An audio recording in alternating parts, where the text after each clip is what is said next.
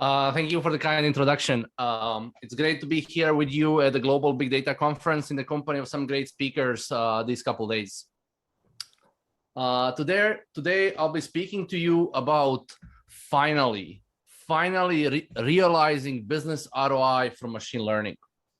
And we'll be doing that by investing in behavioral models from event-based data, by unleashing your event-based data that you've probably already collected. And to make this real, this is the kind of ROI I'm talking about.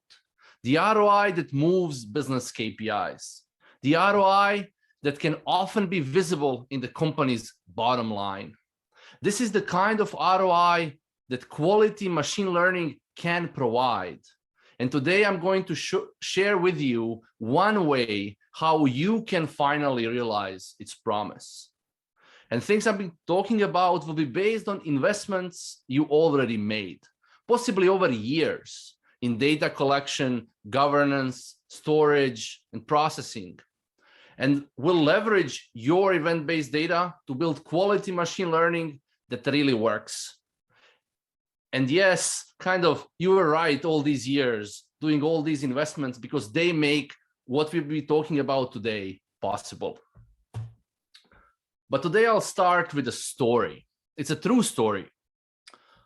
Just a few months ago, I was talking to a CTO of a gaming company, like a very experienced software executive. He led engineering organizations at various places over quite a few years. And you know what he told me about machine learning in gaming in particular? That he has made many investments over the years to attempt to predict engagement and retention in a game to be able to influence the outcome. And you know what has been possible for them to learn each and every time? He told me that they were able to figure out that the player will die in a game a moment before they do. Like, how useful is that? What can you do with that?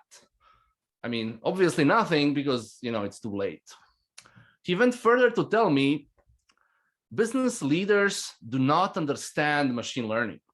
They only see skeletons of projects that never produced an ROI, that never moved business KPIs in production. This is a true story, and this happens all the time. I have seen it all the time, and this may have happened to you. So let's start with some basics. There's all kinds of data in the world. People have built models, quality models on image recognition, videos, text processing, and others. There's one kind of data that is particularly interesting, yet least utilized potentially for building predictive machine learning models, and that's event-based data. This structured data where we store facts like, at this point in time, this specific person or entity made this specific action.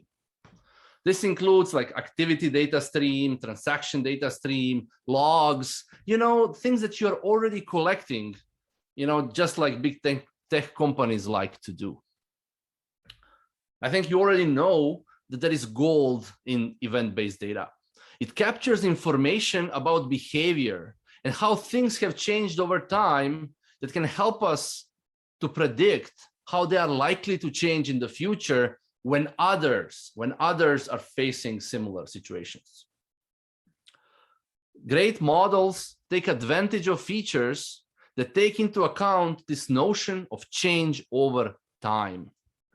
Time is the most important factor in being able to build quality models that correctly predict engagement, retention, churn, interest, action, or anything else our users care about.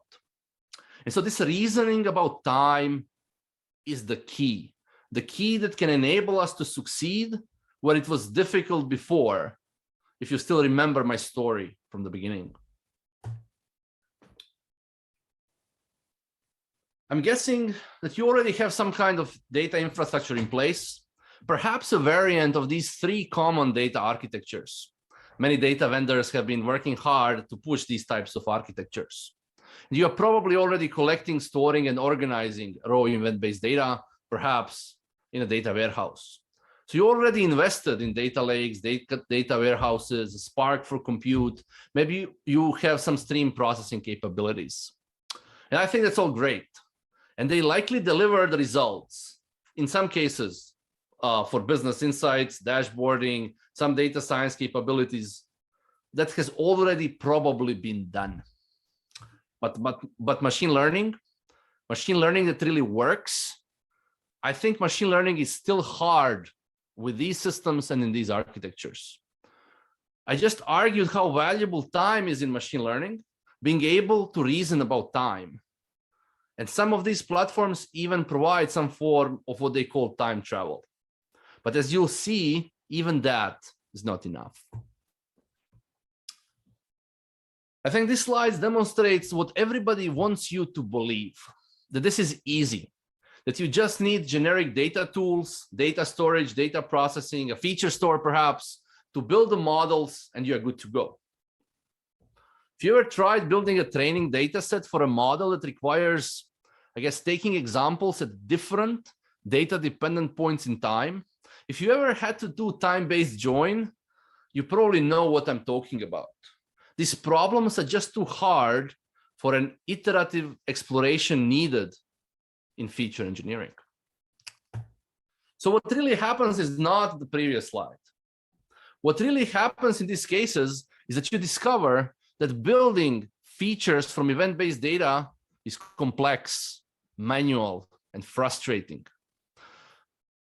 Right? Like these are those steps, feature engineering, sharing, discovery, feature caching, getting to production that everybody wants you to believe.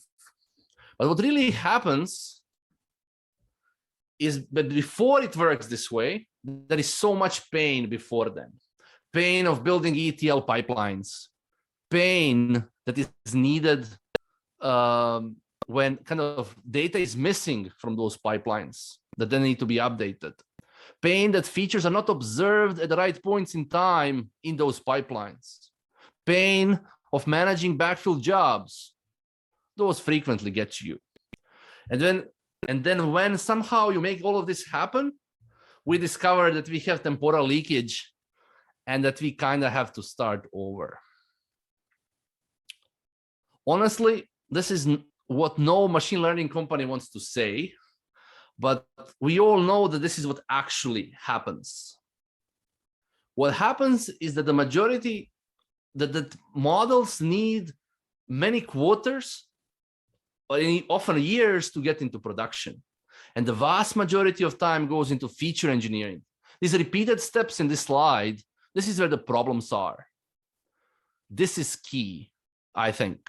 The problems are in feature engineering, feature generation process. And I think this is supported by numerous studies out there. And I'm sure you have found some of those kind of as well. And if you are a kind of engineering leader, business leader in this space, when things get delayed, this is the reason frequently why things take longer and longer. But don't get me wrong. I am not saying that these things couldn't have been built today. Anything can be built. Like on the very first slide, I showed you results that big tech companies have achieved. And they are particularly possible if you have unlimited resources like big tech companies do.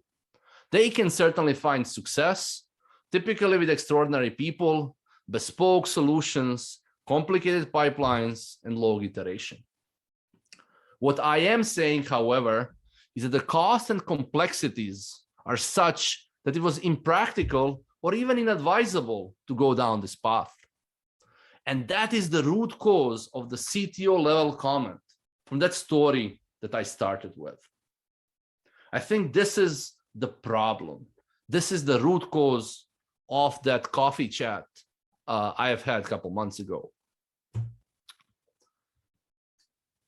But even though that being true, I think we are entering a new phase. However, there has been so much investment in the space over the years. We are entering a phase where you can get the machine learning platform, feature stores, feature engines, experimentation platforms, etc., all off the shelf. These things don't need to be built by everyone separately. Bespoke solutions are becoming less necessary, greatly reducing costs and complexities and making success within reach. So now I think is the time to think again about how we can solve the underlying business problems.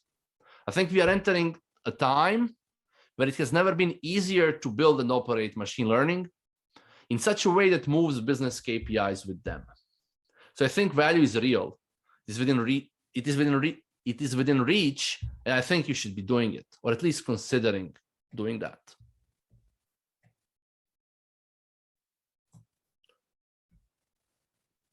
And with these new tools, I want to share my point of view.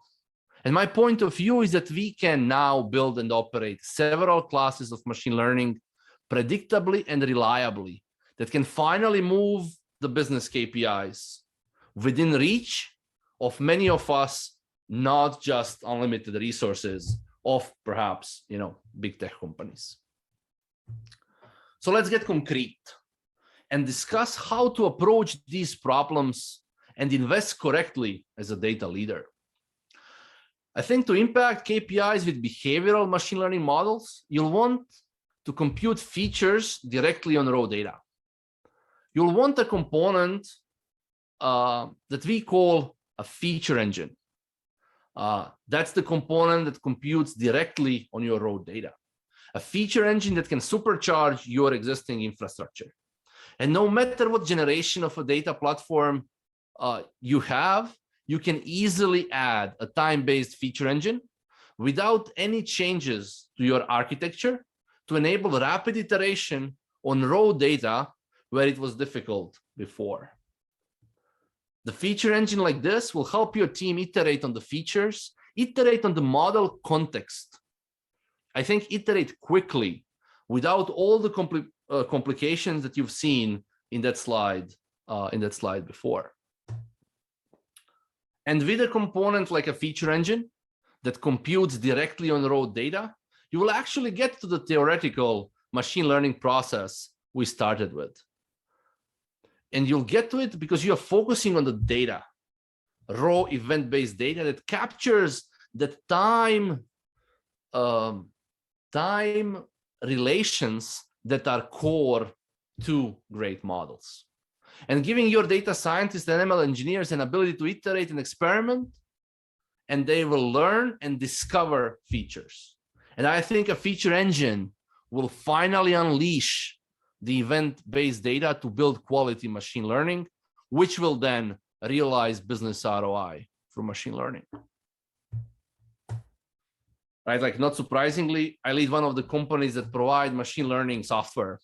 And what Kaskada has solved is machine learning for structured event-based data that enables you to build models by leveraging time. So if you have these use cases, like personalization, risk modeling, forecasting, in your industry, I think it has never been easier to build models that move business KPIs. But it's not only Kaskada. In other situations, there are other great companies that can help, and talk to them. Just be wary of building yet another low-level, not domain-specific platform. I think that is where ROI graveyard tends to be. To make this even more concrete, 2 business ROIs, I'll share with you a case study that we've done for a gaming company, which will highlight this rapid acceleration that a time-based feature engine can provide. So let's start with the business KPIs. Their purpose, the purpose of this company, is to improve user retention, which is really low in the industry. I'm sure some of you are aware of gaming industry average retention is only 37% in a single day. Like, think about it. Only 37% of players in the industry average, play a game, mobile game, more than a day.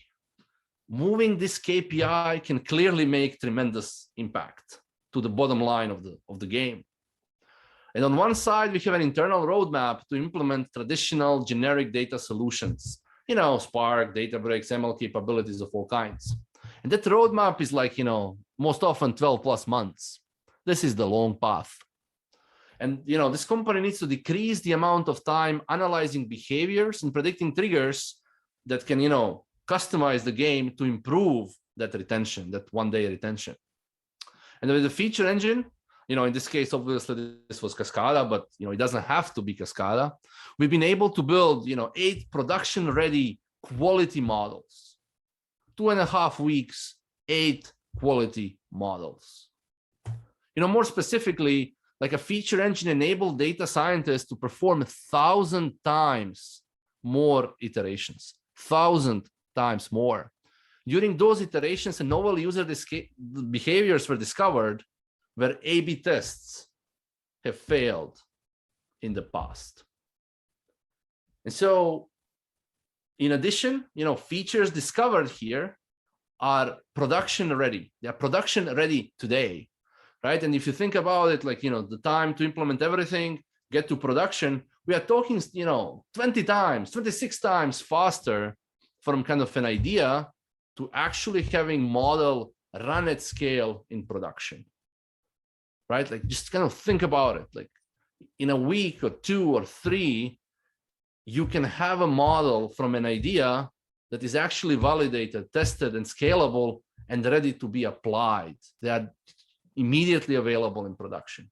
This is the type of things that is becoming available in the market.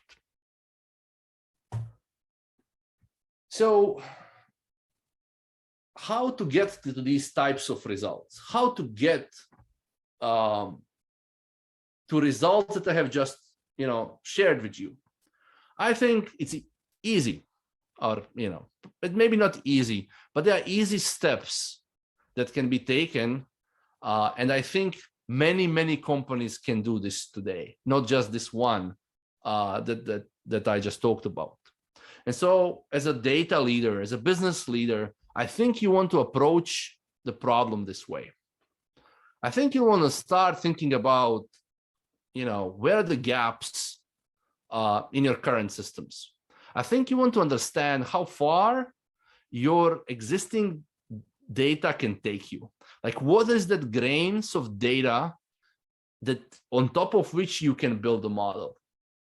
And I think you need to understand of these things deeply. It's very hard to manage a team if you don't understand what's possible and how far away you are from moving those business KPIs. I think it's the key step. I think, after doing this analysis from kind of organizational perspective, from strategic perspective, I think you want to focus on leading indicators, which will help you identify and monitor how they are moving, right? Like, how do I know that my team is working towards these KPIs in the right way, right? Hopefully I convinced you in this talk that this is possible, but you will want to know, are you on the right path to getting there? And finally, I think you'll want to work on the roadmap and, an actionable plan to capitalize on your existing past investments, right? Like, how to get to these types of ROI results I just talked about. And so this is the kind of a model that I often advise business leaders on how to manage their data organization. And I don't think this is hard. I think these are easy steps. And I think it's overall rather easy after you've done it like once or twice. Obviously, like, Kaskada can help, but we can probably only help in a subset of situations. And so I want to be kind of absolutely honest here. We can usually best help organizations that are resource constrained. Typically, you'll know that when you have a few models that haven't been updated in a while, right? That's the, frequent time when we can do a lot.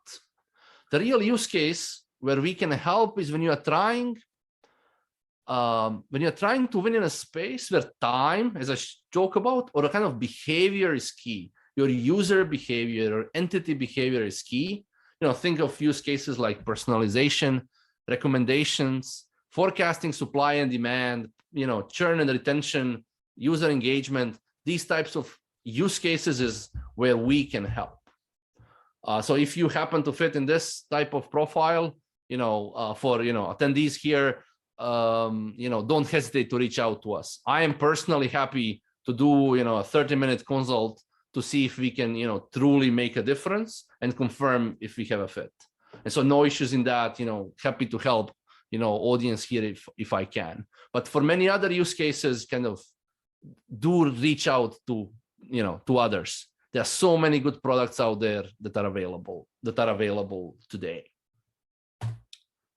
And so here I want to kind of conclude with the hopes, what I hope that you have kind of taken away from this conversation, that moving business KPIs is really possible with the technology that is becoming available, with the approaches like a feature engine that can truly unleash the data that you already have and kind of leverage all of the past experiences.